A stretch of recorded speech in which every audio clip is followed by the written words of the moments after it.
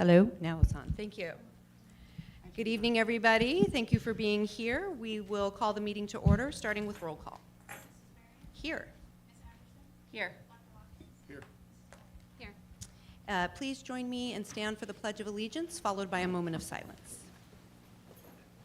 I pledge allegiance to the flag of the United States of America and to the republic for which it stands, one nation, under God, indivisible, with liberty and justice for all.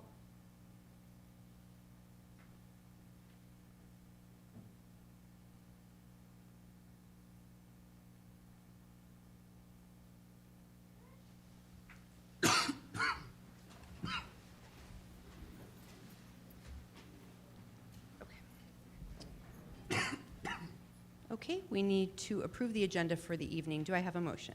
Motion. Second. Motion and seconded. Any discussion? All those in favor? Aye. And next, the approval of the minutes from our November 8th meeting. Do I have a motion? Motion.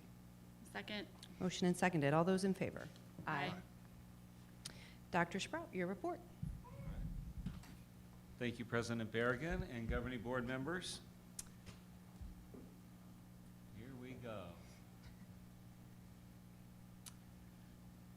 Vista del Sur Accelerated Academy has again been included in U.S. News and World Report's Best Elementary and Middle School rankings. Vista was ranked number 8 among Arizona middle schools and number 22 in Arizona elementary schools. This recognition is based on the school's success in educating students from all socioeconomic backgrounds with the goal of preparing them for success in high school. Congratulations to the entire staff, student, and parent community at Vista. Let's give them a huge round of applause.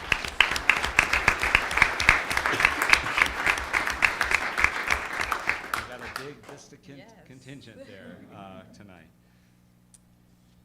Our 10th annual, believe it or not, That's 10th crazy. annual Winter Festival was a wonderful and fun time for our community and a phenomenal success, raising over $10,000 for the Levine Education Foundation. We appreciate our sponsors, Chase Building Team, Gaster Painting and Coatings, and Levine Dance. A huge thanks as well to our over 100 staff members who gave up their time to support the foundation's scholarship efforts. And as a reminder, for those of you who are parents and for all of us, we currently have 17 former students attending colleges with the support of the Levine Education Foundation. Another round of applause. It was a great evening.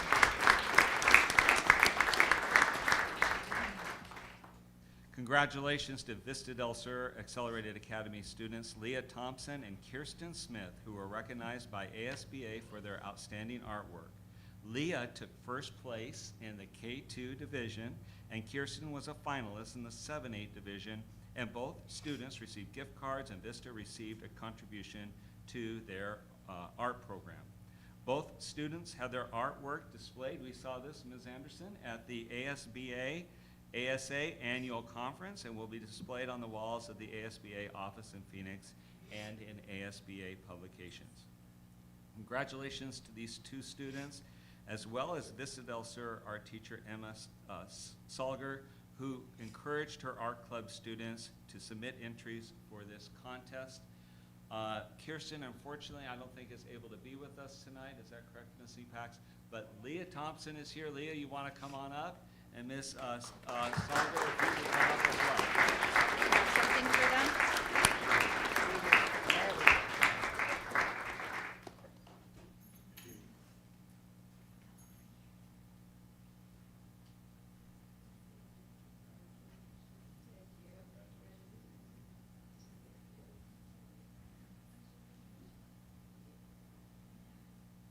A little nervous. Mom, you can come up if you want to get a picture too.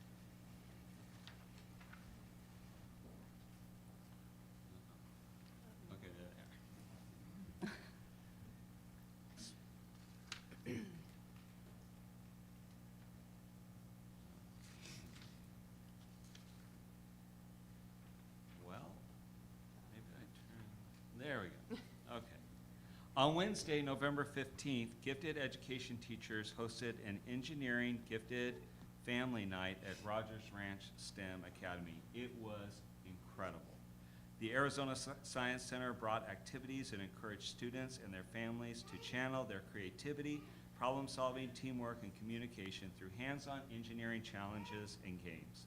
Over 200 people attended this interactive event, and once again, it was just a wonderful evening for our gifted program.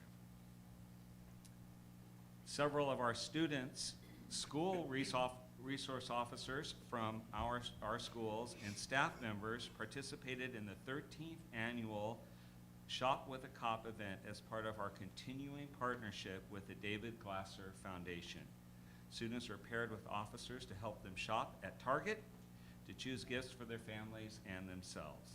They also enjoyed a wonderful breakfast with Santa and enjoyed a wonderful breakfast and visiting with Santa.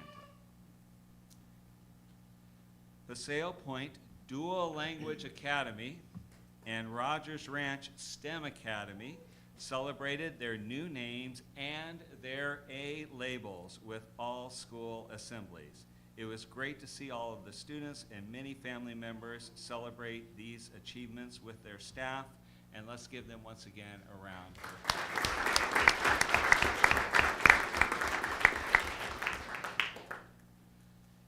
applause. The K-8 Math Adoption Committee has been working diligently. I would say beyond diligently.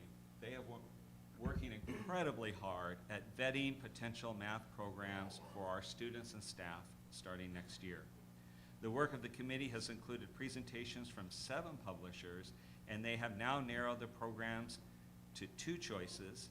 Eureka Math, is that Eureka Math Squared, Dr. Watkins? And Illustrative Math. We are thankful for the commitment of the 59 committee members, which includes parents, teachers that are also parents, instructional coaches, and administrators, and we look forward to the committee's program recommendation. The materials, if you're interested, are currently on digital display on our website for community feedback. So we are seeking to support our parents and students by providing them with tools to see what the job market will look like in 10 years, as well as providing them with interest inventories to begin connecting their children with careers. We know it's going to change many, many times, but just to get that mentality going. Last Tuesday, families were invited to join me for the first district discussion of the school year, in which Assistant Superintendent for Instructional Leadership, Jamie Camacho, introduced these tools for the first time. Ms. Camacho will be presenting this information to the governing board in January, and we will be rolling it out in many venues in the months ahead. It is super exciting to see what jobs will look like way down the line when our kids will actually be applying for those jobs. So thank you to Ms. Camacho for all her work on that.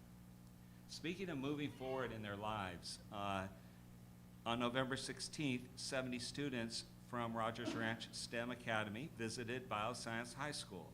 The purpose of the field trip was to learn about the school, the programs offered, and how to apply. The students were able to take a tour of the school, and one of the goals of Rogers Ranch STEM Academy, as with all of our signature programs, is to promote more opportunities and encourage our students to apply for attendance at bioscience or whatever school they are interested in that will lead them forward. We currently have 14 students who are in the process of applying to the school, so very exciting.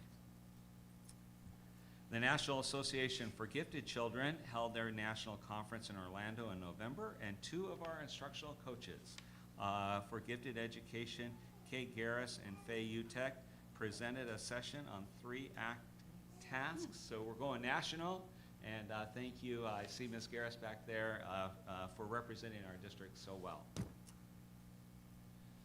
Last week, nearly 7,700 students completed their winter NWEA assessments. The NWEA assessment includes math, reading, language usage, and science. And what we're doing is measuring growth from the beginning of the year to the middle of the year, In other words, from fall to winter, and then we will do another assessment in spring. Now this week, our K through 3 students have been diligently completing their Ames Web Plus reading assessment, which is used to meet Arizona's Move On when reading legislation. And I was at Cheatham all morning today, and they were testing. So it was really fun to see our IAs supporting us in that role. More trees are coming to Levine thanks to the Trees for Kids grant. A total of 26 new trees will be planted at MC Cash and Rogers Ranch STEM Academy. The grant is providing funding for the purchase of the trees and for professional planting services. Our grounds crew, the best in the business, will be coordinating the planting and performing the maintenance of the trees. To increase awareness of healthy environmental practices, students from each school will be invited to participate in the planting of a tree on their campus. I like speaking of myself in the third person here. Dr. Sprout was awarded the Education Leadership Award by the South Mountain Chamber of Commerce at its second annual holiday mixer at Corona Ranch.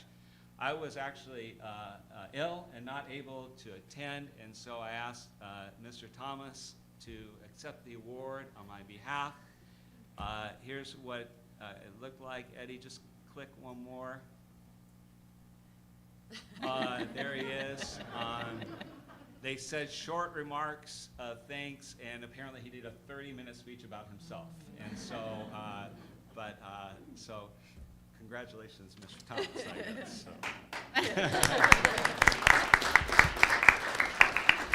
That was a clandestine picture, as you can tell by the quality. All right. We're now moving on to more serious and very special awards for 2 outstanding employees of our school district. First, from Vista del Sur Accelerated Academy, our Certified Employee of the Month, Emily Page.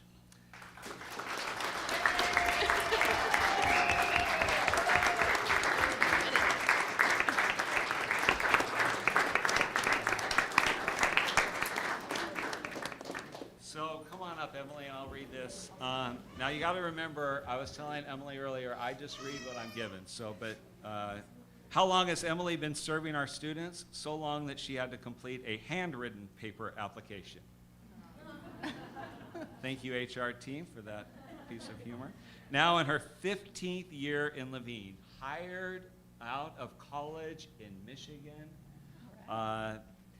Emily is currently an instructional coach at Vista del Sur Accelerated Academy, where she stays up to date with initiatives, guidelines, and expectations set by the district and school to ensure that her teachers are prepared and supported. Emily makes decisions based on what's best for her students, our students, and ensures those decisions are carried out. She is always available to the staff, students, and parents whenever they need anything. Thank you, Emily, for your years of service as a teacher and now as an instructional coach to the Vista del Sur Accelerated Academy community.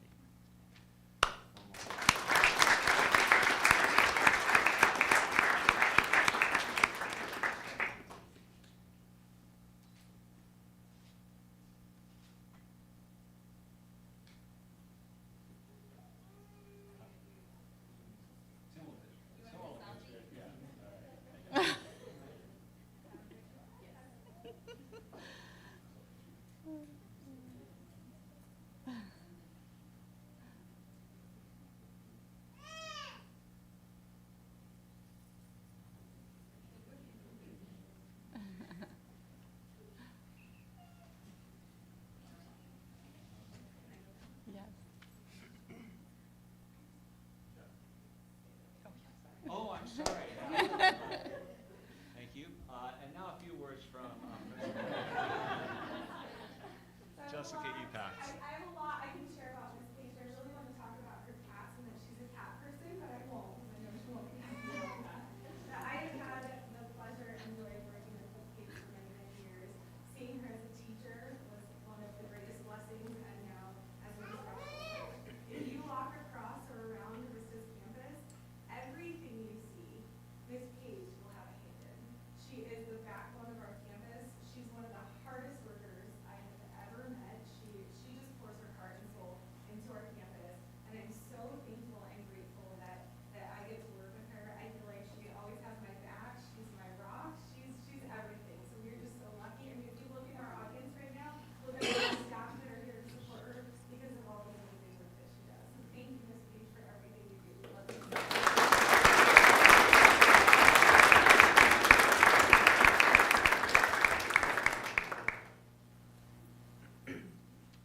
Our classified employee of the month is Angelica Angie White, Move On When Reading Instructional Associate from Levine Elementary School.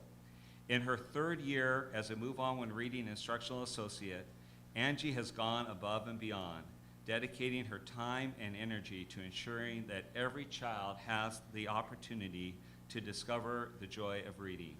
Ms. Angie is always willing to support teachers and students in any way she can, whether it's leading a Soarin' to Read intervention group, one-on-one tutoring sessions, progress monitoring students, or simply offering a kind word of encouragement.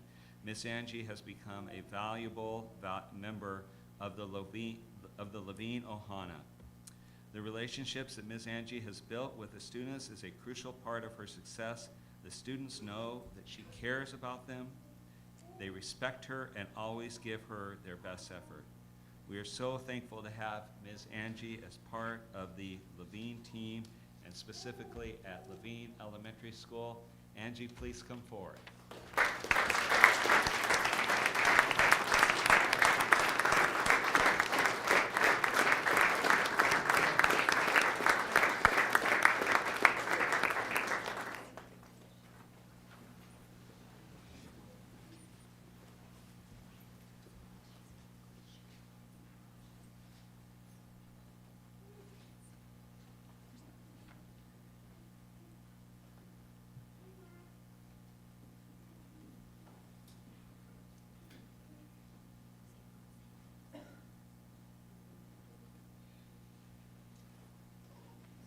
Mr. Brotherton.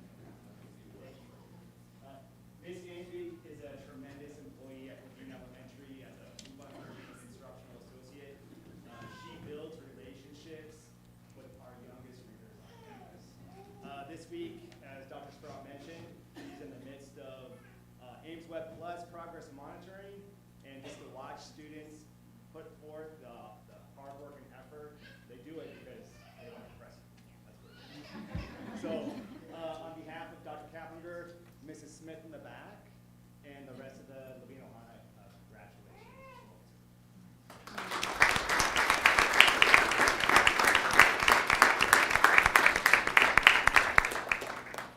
Yeah, a great picture of your crew back there, up there, Angie. Now we'll move on to our classroom spotlight. Very excited to have MC Cash School here tonight, and we will turn it over to Principal Nikki Goodwin. No applause for me. Come on, Kim. This is your job. Good evening, President Berrigan, Dr. Sprout, board members, colleagues, and guests. Thank you for the opportunity to once again showcase the amazing things our Roadrunners are doing at CASH. One of the things we value at MC Cash are making database decisions. As you know, the last 2 years, I'm not going to make you do math today. Are you excited? The last 2 years, CASH has focused on improving our math achievement. When we analyzed our data this summer, we determined that ELA needed to become our next focus. As a leadership team, we conducted instructional rounds to observe ELA instruction. We identified the following 2 areas of concern. First, in some instances, social studies was a lost opportunity for students to participate and practice and perfect ELA skills. And when summarizing or talking about reading, our teachers were doing the bulk of the work for students. Students were rarely given the opportunity to summarize or synthesize what they read without substantial teacher support before even attempting the task. When we then created a task force comprised of teachers, coaches, administrators, and I need my glasses. We read, attended PEDs, watched webinars, and dove into what we could do to address our reading achievement gap. We already had our structured reading in place in every classroom throughout our school and wanted to enhance the effectiveness of this practice. Through our research, we identified some high-yield strategies that would complement our partner reading routines and further support our students as they work towards the true skilled reading. We are going to highlight one of these strategies for you tonight. Every teacher in class committed to this paragraph shrinking routine, including our social studies classroom. With this school-wide process, we could then tackle how teachers monitor comprehension in real time and turn the tasks of skilled reading over to students. Tonight, our two middle school social studies teachers and their students will highlight this process looks like using the new TCI curriculum that this board approved for implementation beginning this year. I'm now honored to present our assistant principal, Ms. Melissa Garcia.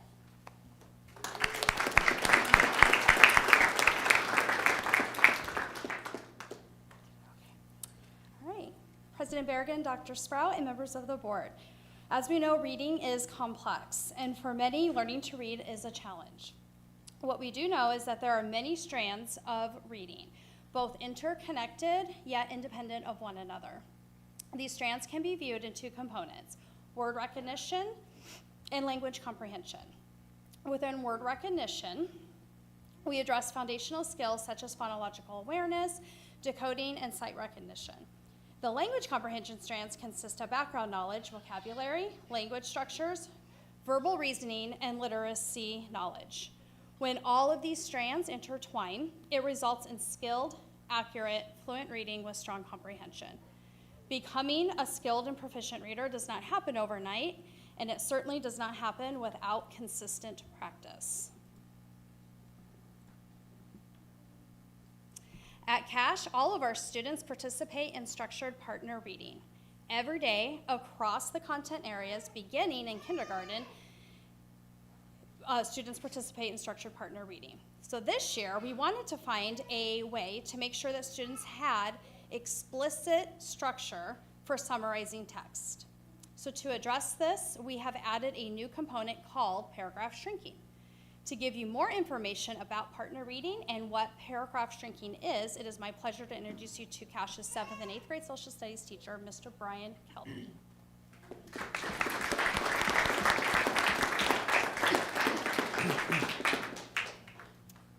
Good evening, President Berrigan, Dr. Sprout, and members of the board. Structured partner reading is an important instructional strategy, excuse my voice, to help students improve their fluency, which is essential for comprehending grade-level text. Partner reading also allows students to receive support and feedback from their peers. Most importantly, partner reading is a real-time assessment opportunity for us teachers. When my students are partner reading, I am able to listen and give intentional and specific feedback to them and collect valuable data to inform my instruction. Tonight, we will focus on using the paragraph shrinking strategy with partner reading. Paragraph shrinking is a research-based whole class intervention strategy that is designed to focus students on what they read through summarizing. Implementing paragraph shrinking school-wide using the same routine and structure allows students to transfer the skill from one class and subject to any other class and subject. It allows teachers and students to focus on the skill of reading instead of taking cognitive energy on the routine, as the routine has become automatic. Ms. Perry, our 6th grade social studies teacher, will present our paragraph shrinking routine.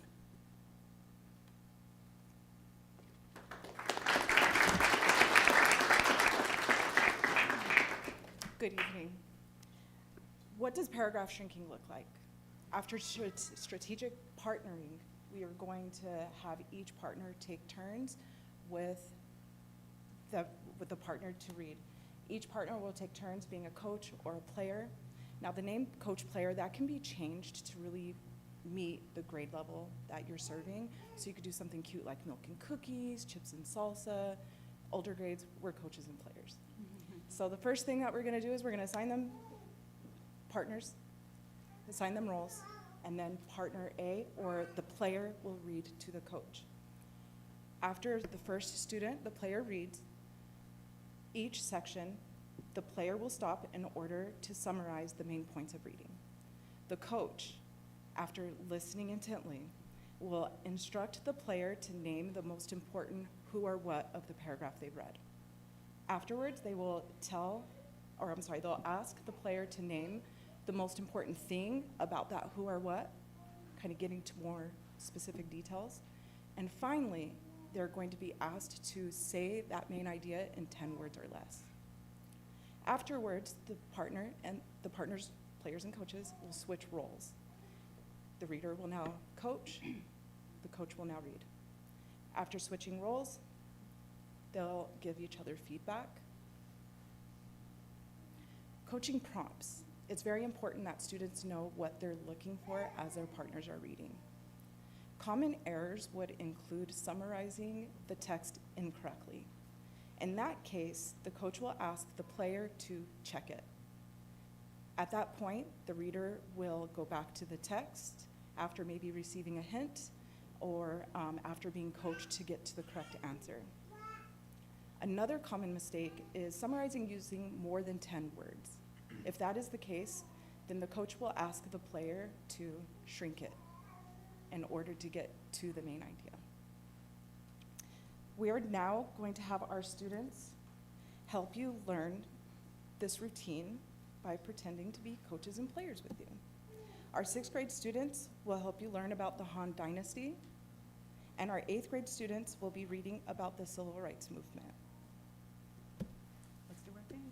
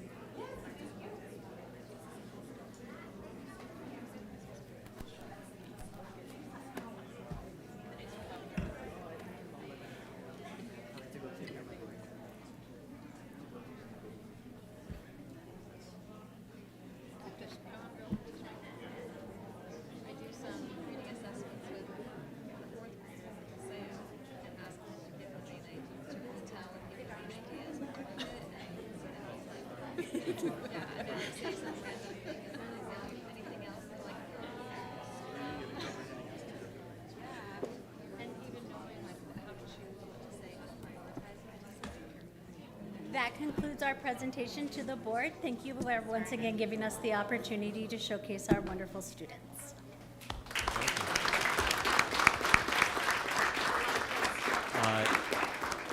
Ms. Goodwin, if you could bring your entire crew up here, that would be great. So students and staff, please come up and we'll get a picture with you.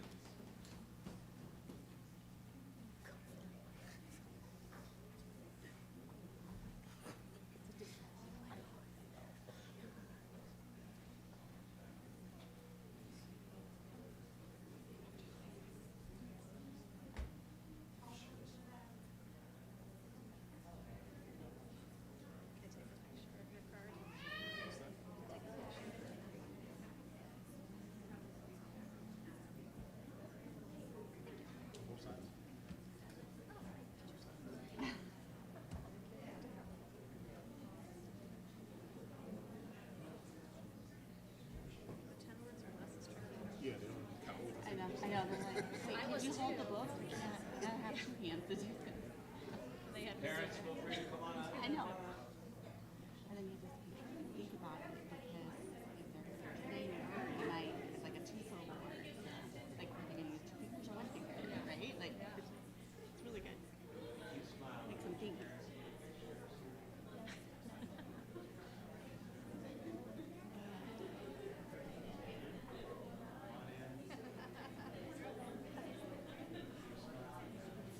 Start running 48 hours.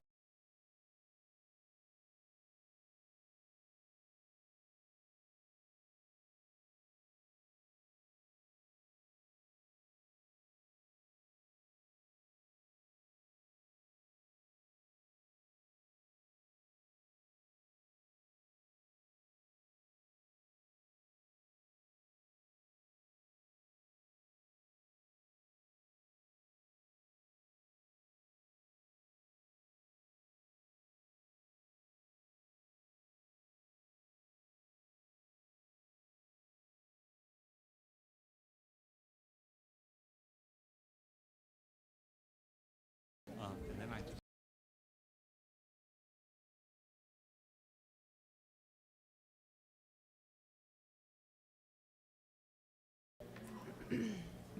once again, MC Cash, thank you very, very much for your presentation. Let's give them a round of applause again. I know I'm ending my day learning some new things about the Han Dynasty, and so thank you to the students that worked with me, and we're really glad you're here tonight. One more thing before we wrap up the superintendent's report. At our Welcome Back celebration, we introduced our theme for this year, Growing Together, as a call to our staff family to care for each other, to mentor, to give wise counsel, to celebrate, laugh, and have fun, and to provide help in difficult situations, and to extend grace. And every year, based on our theme, we have a pin. And so the pin is going out to staff, but board members, we have a pin for you. We hope you wear it with pride, especially when you work at your school districts and at other vocations. But it's very exciting to see our staff come together and grow together and work together for our students and our families. Thank you, Dr. Sprout. That is exciting to see that happening. Parents, I just want to say thank you so much for sharing your kids with us this evening. They were all incredibly polite and incredibly intelligent, and you should be very, very proud. Two of the kids I talked to want to go to bioscience, another to Cesar Chavez. They have hopes and dreams for the future, and keep encouraging them. And we're going to take a break now, so you can stay for the business portion of the meeting if you'd like. If you feel like that would be boring, you're welcome to leave for the evening.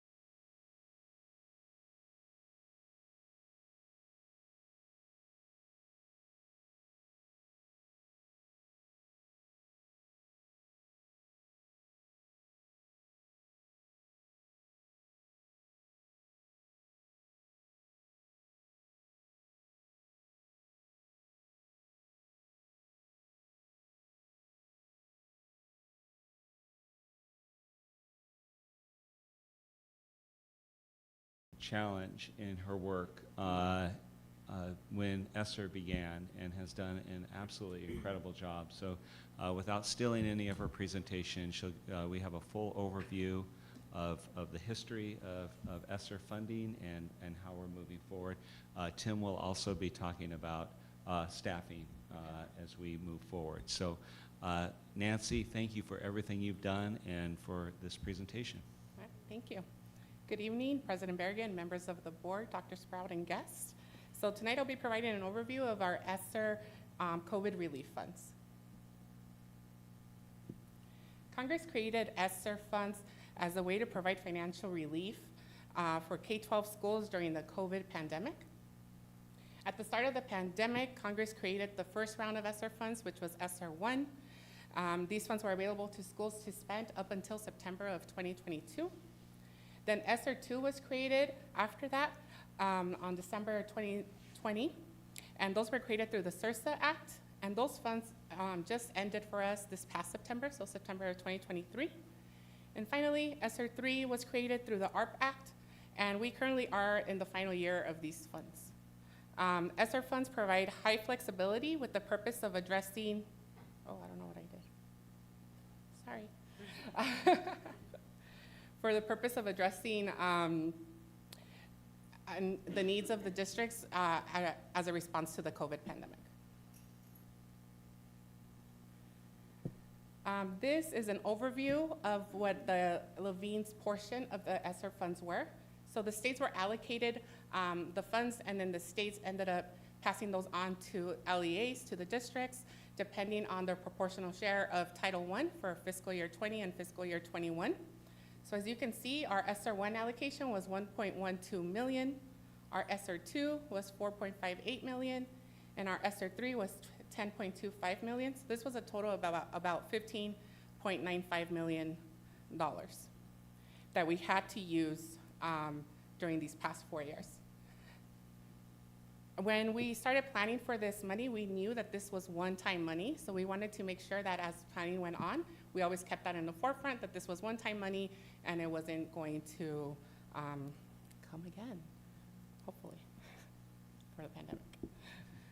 The first rounds of ESSER funds came right at the beginning of the pandemic when there was a stay-at-home order. So if you guys remember back to then, schools really had to make plans on how to continue services, not only instruction, but also our child nutrition services continued during that time. And we had to make a plan on how to provide those essential services to our community, and ESSER Fund really allowed us to continue a lot of those services. So for essential employees that were asked to come in person and work here on campus or out in our community, either delivering meals, passing out meals, in our business office there was a few. So these people received additional pay during that time. We also provided PPE materials through this fund, so as we prepared for our staff to come back, but also for our students to come back to school, we provided PPE materials such as sanitizer, thermometers, masks, all of those kind of things. Our child nutrition to go packaging that was happening, if you guys remember, not only did we have the drive up, but then our buses were also taking food out to our communities. So all that to go packaging was funded through ESSER. And then when we were finally ready to have students come back on campus, our furniture, in the classrooms, a lot of the kids sit at tables. It didn't really allow for social distancing, so we ended up purchasing desks that were individual for individual students. That was funded through ESSER. And then also during when students were at home and they were learning, we sent Chromebooks home. So we ended up purchasing replacement Chromebooks a lot of the times through these funds. But we also provided digital curriculum like e-library access to all of our sites, as well as social emotional curriculum that was digital that teachers could deliver when they were doing online learning. For ESSER 2, when that was approved, the district made it a priority to really focus on learning recovery efforts while recognizing that these were not ongoing funds. So through ESSER 2, we were able to provide additional staff, from additional classroom teachers to lower class sizes, to creating certified tutor positions, Additional associate positions as well were funded through here. And we were able to increase our interventions with our certified tutors or with our instructional associates through these programs. And then also we were able to expand our summer school. So before COVID, our summer school consisted of all kids at the district being invited to come to one campus, and we served about 250 kids district-wide. And then once COVID started, we were able to expand that to be a school-based summer school, and that was available at each of our sites. So we have continued that for the past 3 years, and we have been serving at about 1,000 students a year through that program. Then we also provided some professional development opportunities for our staff.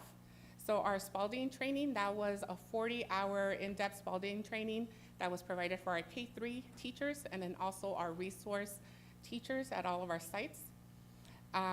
We really saw the fruits of that labor when kids started coming back, and you can see kindergartners starting to read in the fall.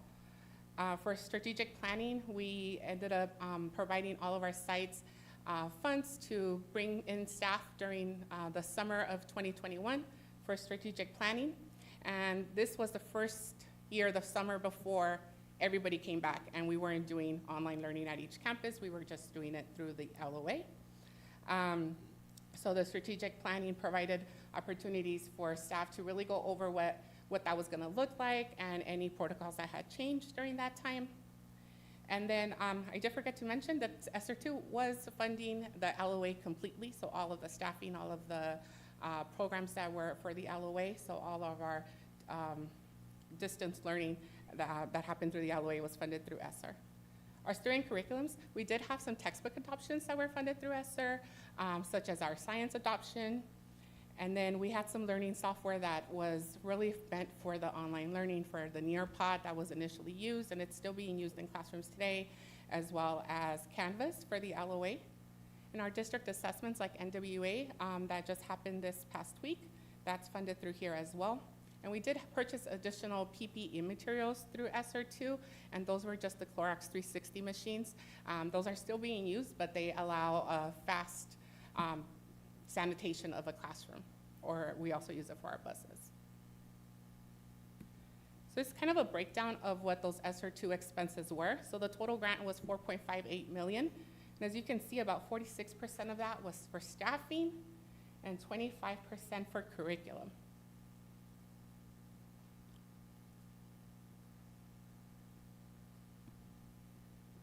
For ESSER III, ESSER III really gave us the opportunity to continue the great things that were happening with ESSER II.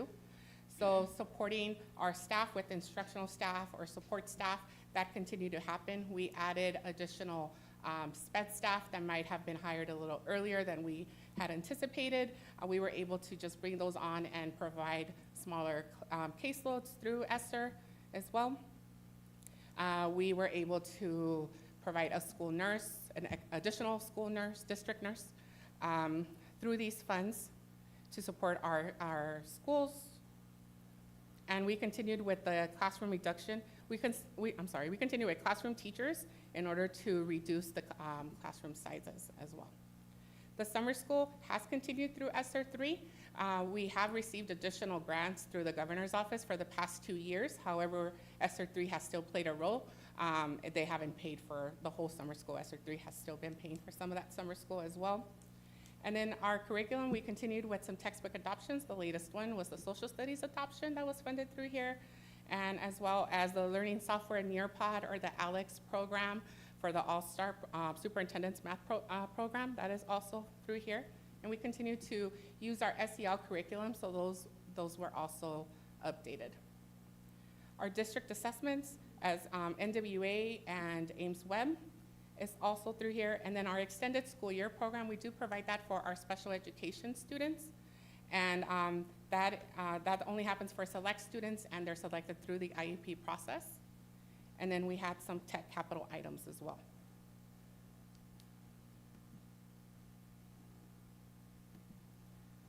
So ESSER III, although it was highly flexible like its predecessors, it did have a requirement that 20% of the grant had to be set aside for directly targeting learning loss on evidence-based practices and social emotional needs. So as you can see here, 20% of our grant was about 2.05 million. So that was the amount that was just required to be set aside. As of the end of fiscal year 23, so the year that just finished, we have already surpassed that goal. We have spent 2.22 million, so that equals about 22% of the grant. And we're projected by the end of this year to spend 3.78 million, so we're looking at ending the year with spending about 33% of the grant that meets that requirement. And these are just a few things that meet that requirement. They do have to be evidence-based that directly address learning loss through all subgroups or social emotional needs.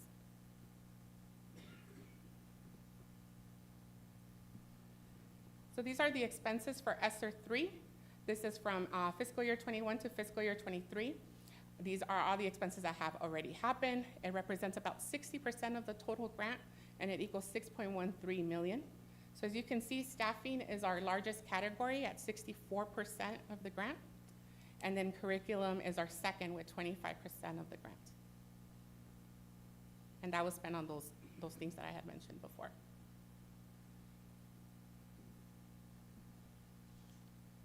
And then for fiscal year 24, the year that we're in right now, this is, we do have a balance of about 4.12 million that we started off the year with, and that represents about 40% of our grants, and that this is how we will be spending those funds. So we have 67% in staffing, and summer school is about 13%, so curriculum had moved down. All those big purchases have already happened.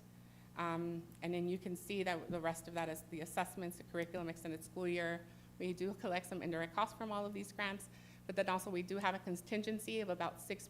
So that is just money that we can pull somewhere else, or if need be, we can directly charge it to our indirect costs at the end of the grant period.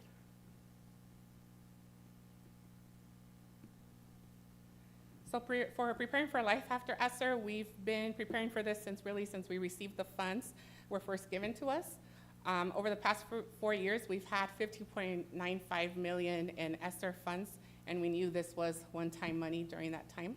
So we have been working on just making sure what programs we can continue, and through the FY25 budget process, our business office and our HR office are working together to look at our staffing, and I'm going to pass it on to Mr. Thomas so he can talk to you more about that. Awesome. Thank you, Nancy. Good evening, President Berrigan, members of the governing board, and Dr. Sprout. I just wanted to make a couple key points real quick as it pertains to ESSER and staffing. You'll hear a lot in the media over the next 9 months as September 2024 approaches. I'm in conversations with HR colleagues across the state right now, and Nancy mentioned it a couple times already this evening, and that's bullet point number 1, that the district knew this funding wasn't permanent and planned accordingly. And when I say planned accordingly, you're seeing some districts that put this into salary schedules that they're no longer able to maintain, or they're gonna have to freeze or pull back on it. We're not in that situation. Some were out of compliance and built gyms or other things. We're proud of what we spent our money on, and that was to open schools, keep them open safely, and recover learning loss. And that's what Nancy covered tonight.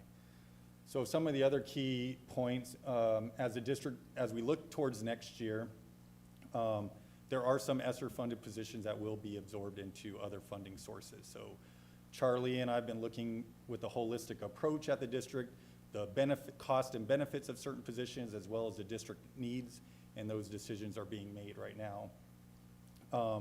And then finally, while some of those positions will go away, all current staff members will have a position or a job for next year. So nobody will lose a job. Our certified tutors is one example. They're all have the credentials to be a classroom teacher if they choose to do so. SRIA, or an instructional associate that was paid for ESSER, our employee of the month tonight was a Move On When Reading instructional associate, Title I instructional associates. We have SPED instructional associates, and so on. So not only will they have a job, they'll have a job of similar. So most of those positions of the instructional associates are 29.5 hour.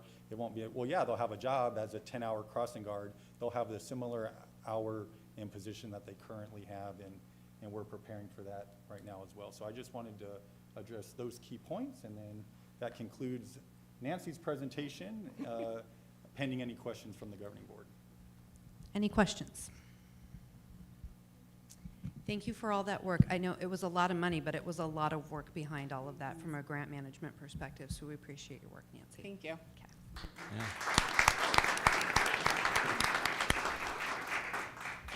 Okay, and now we have a trust policy services presentation, I believe, by Mrs. Jennifer McLennan. Come Yeah. on up.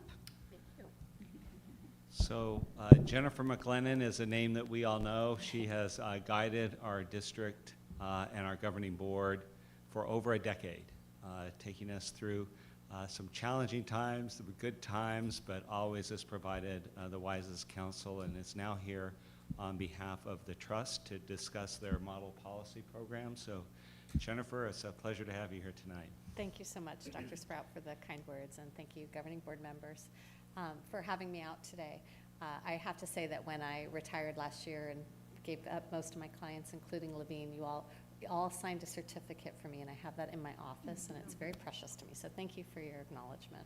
And while you may have retired, I feel like I've spent more time with you in the last 6 months than I did the entire 10 years before. So Well, I don't think you're really retired. Todd Leolius keeps telling me I'm doing this very badly. You are doing it very badly. So I think he's probably right. But I like to help, and I'm here to talk today a little bit about the trust model policies. And I'm going to try to practice paragraph shrinking and get the information down, but we'll see.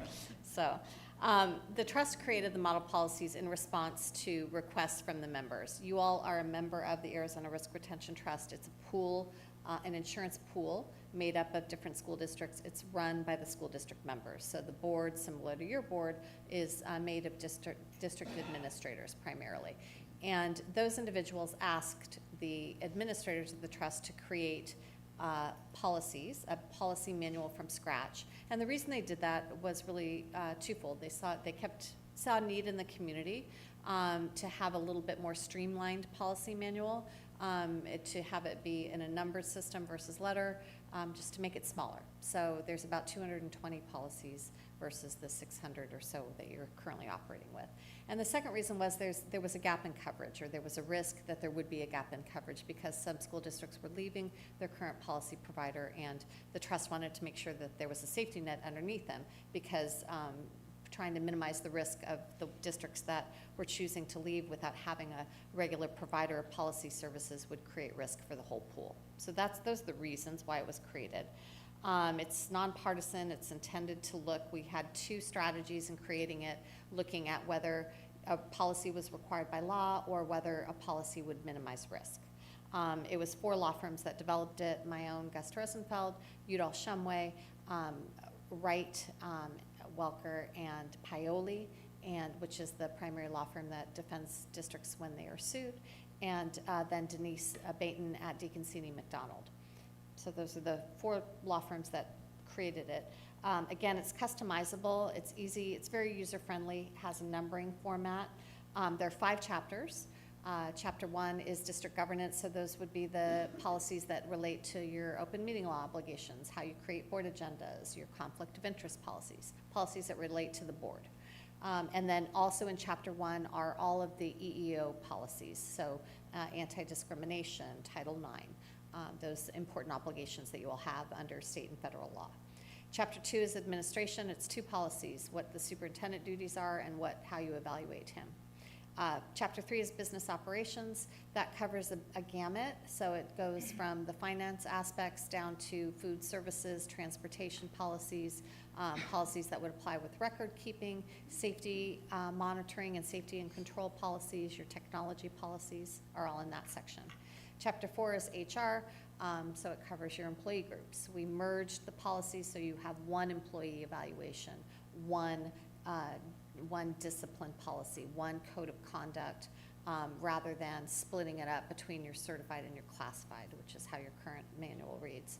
And then Chapter 5 has the most policies, and it should. It's about your students. So that covers all the topics ranging from how you enrollment issues, including open enrollment, academic requirements, students' rights and responsibilities, and student health. The policies are linked on the trust main page, and then they can be linked to your school board as well. And it's a really lovely platform. This is an example of what it looks like on the trust interface This is public facing, so you can go on it without a login, and if you click on the member model policy program, you would pull up the districts. This has only 2. This was last year. There are 13 up there now. So I'll go through which districts have already chosen. This is an example of Queen Creek's initial page, and if you'll see, it's kind of hard to see, but off to the your right, my left, are the buttons that pull up the different chapters that I reviewed with you. And then this is an example of what Chapter 1, what the policies are. So I mentioned, there's conflict of interest, use of legal counsel, all of the EEO policies, your rules of order, that's what that looks like.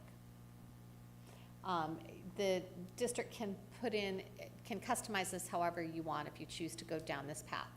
So for instance, Queen Creek has put in forms. They have different procedures that are listed as point A, point B. They've added various policies that they saw fit to add or procedures to customize for their needs. This is an example of a district-specific policy. This is from Dysart Unified. They wanted to have their first policy be their mission statement, so they've adopted that.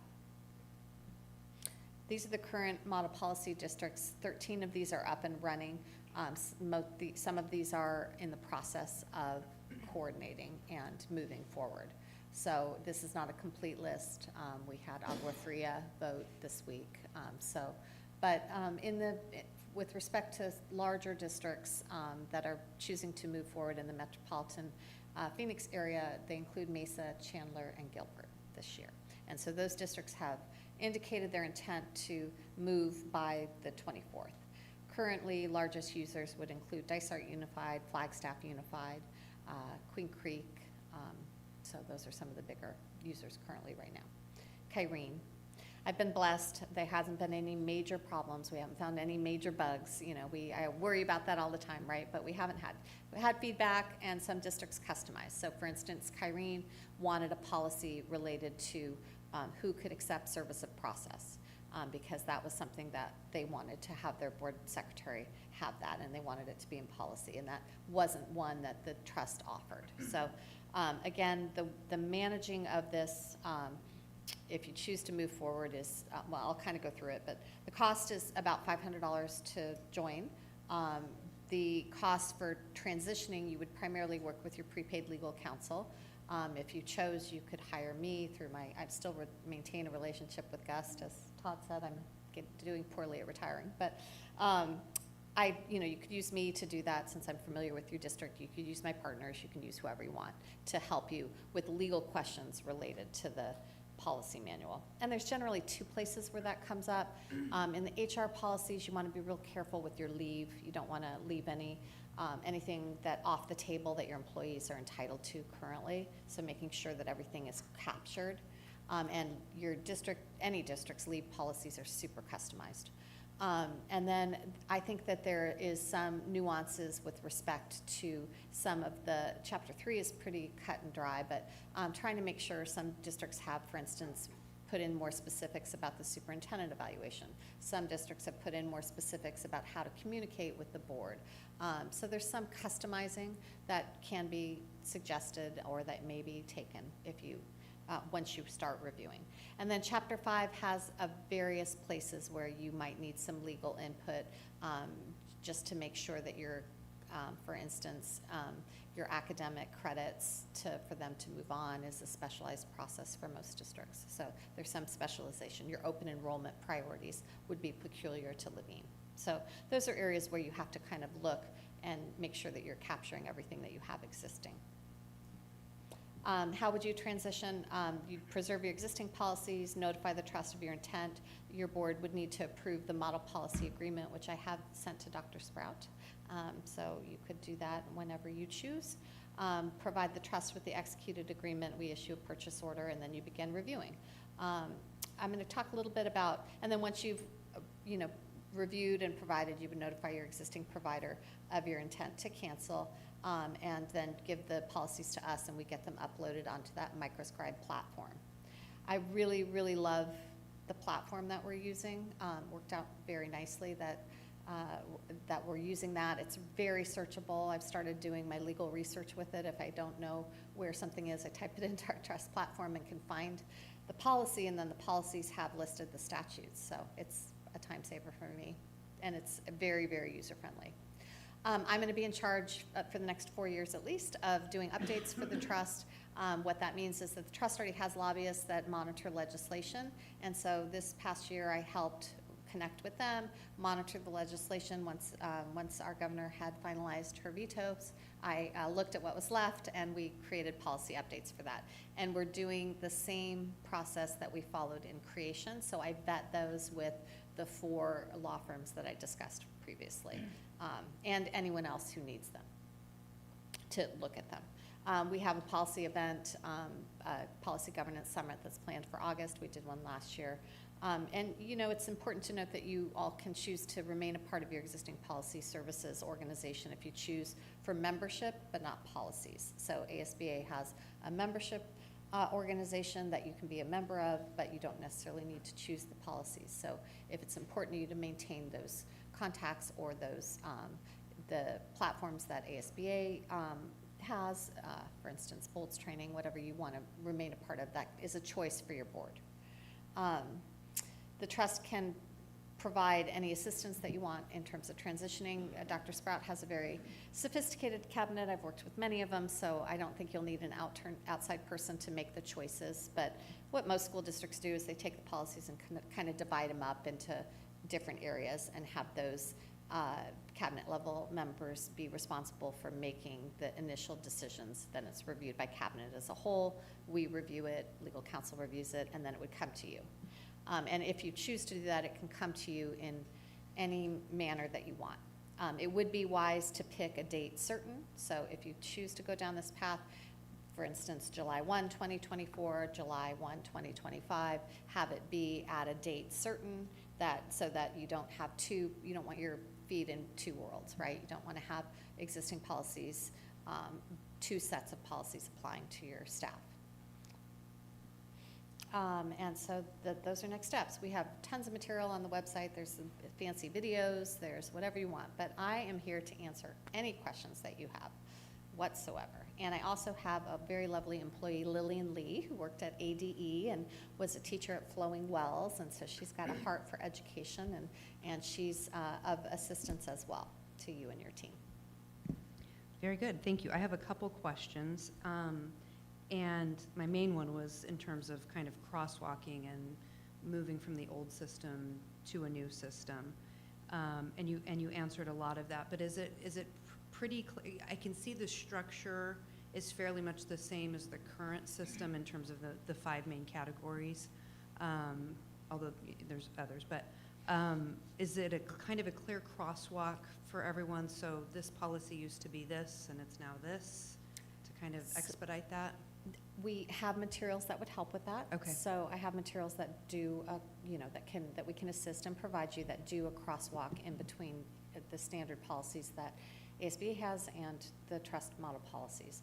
But in addition, there are tools that you can use with your existing provider. So for instance, ASBA removes the copyright if you've made changes. So you were going to want to capture, if your board's done a ton of work on whatever, dress code, whatever it is, you can capture those by looking for that. Yeah. And then the other piece, as I understand, and I have not done this, but I suspect that Ms. Perez is your super user and the ability to upload policies, and there is a way to compare Levine's existing policies with ASBA templates on that site. Okay. Completely beyond my technological skills, but I understand there's a way. So if you're worried about capturing or worried about, having poor Tim to read every policy in section G and every policy in 8 and 4 and trying to crosswalk them, there are some tools. Okay, good. I think most districts do have some sense of what policies they've really worked on that they want to keep.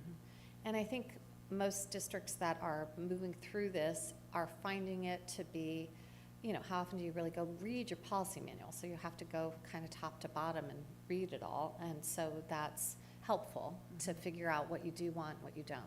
There are some sections that we haven't incorporated.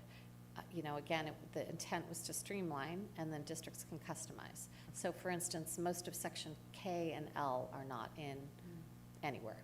Okay. So some are, like Section K has a policy on visitors, and so there's a policy on visitors at your schools in the safety controls in Chapter 3, but others are not. Okay. And then there's public access still to these policies, correct? So I can go see any district's current ASBA policy. There's a public site for these, so we can see other districts too. Correct. So Okay. the trust, I'm gonna try to get to it and show it to you, but the trust public-facing website allows you to, this website allows you to click, if you clicked on Queen Creek, you clicked on Dysart, you see them all. Excellent, okay. And then how long has it been taking most districts to do the transition, sort of from the time they submit a PO and then until the time they say this is our adoption date for the policies? That's a good question. Our fastest was Queen Creek. They did it in 6 weeks. Whoa. So, yeah, Dr. Berry was like, whoo, he was on his staff. So they started, they did, and that was over the holidays last year. So if you see Patty Rogers, and she looked tired last holiday season, that's why. She was kind of the ringleader of it. So they did it very, very quickly, very fast time frame. It was their goal to make that January 1 transition. Dysart Unified kind of did a different approach. They adopted the policies as is, as a set, and then they've gone through on a slow roll and made changes, and they continue to do that. So that was their choice. Most districts, I would say the other 10 or so that adopted, it took them most of the second semester. So they wanted to be thoughtful, so I'm going to use Kyrene and Flagstaff as examples. Flagstaff had formed a subset to look. They took them at board meetings periodically throughout. They did their final cleanup and review in June. Kyrene did the same thing. Kyrene did 2 reads, so they would do their policy reads, and then they bring it back at the next board meeting for each chapter. Both of those school districts did it by chapter. Santa Cruz Valley down in southern Arizona, we did an all-day study session on a Saturday and banged it out in one day. So but for the most part, I would tell you that if you giving yourself a whole semester's worth of school is probably the best plan, but could you do it quickly? Yes. Okay. What other questions?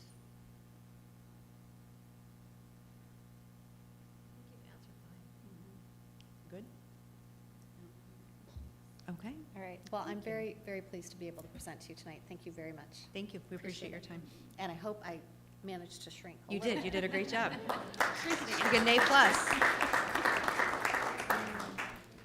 also have to say, as an aside, you're my 3rd board meeting of the week. And Oh. your community involvement is warms Yay. my heart. So. That's what we strive for. Got it. Thank Good you. night. Okay, we have a consent agenda. Do I have a motion? Motion. Second. Motion and seconded. All those in favor? Aye. And next, board action on open enrollment capacity for specialized program. I think you have a little bit of information, Dr. Sprout. Yeah.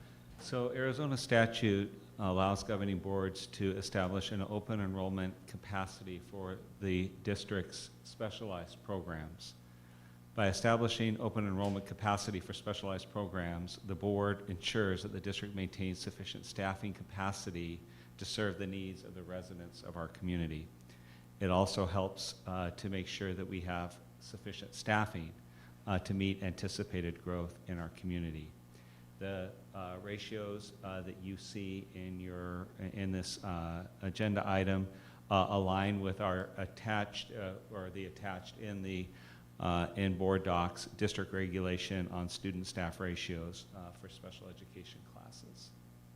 I could go through those. For resource teachers, it is 25 students to 1. Speech language, 55 to 1. Self-contained teacher, mild to moderate. And CCA, 9 students per teacher. Self-contained teacher, moderate to severe. In other words, our life skills and cross-categorical behavior students, that would be 5 to 1. And then self-contained preschool, 18 to 1. Again, this is for open enrollment for out-of-district students. Does not apply to students that are residents in our community. Okay, any questions or comments? All right, do I have a motion? Second. been motioned and seconded. All those in favor?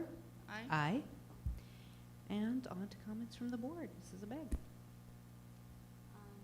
Well, I really enjoyed the presentation today from Cash, and I know from going and visiting, seeing some of these data points that they're using throughout the classroom, and it reminded me of seeing the background knowledge in the tree that you have in your hallway, and I saw that listed in the language comprehension and bringing in that background knowledge to help. And so I really appreciate all the effort and being so mindful and seeing it, just walking the halls in the school, you can see so many places that you're putting this into action. So that was really cool to see. Great job on that, and I hope everybody has a really great break, and see everyone in the new year.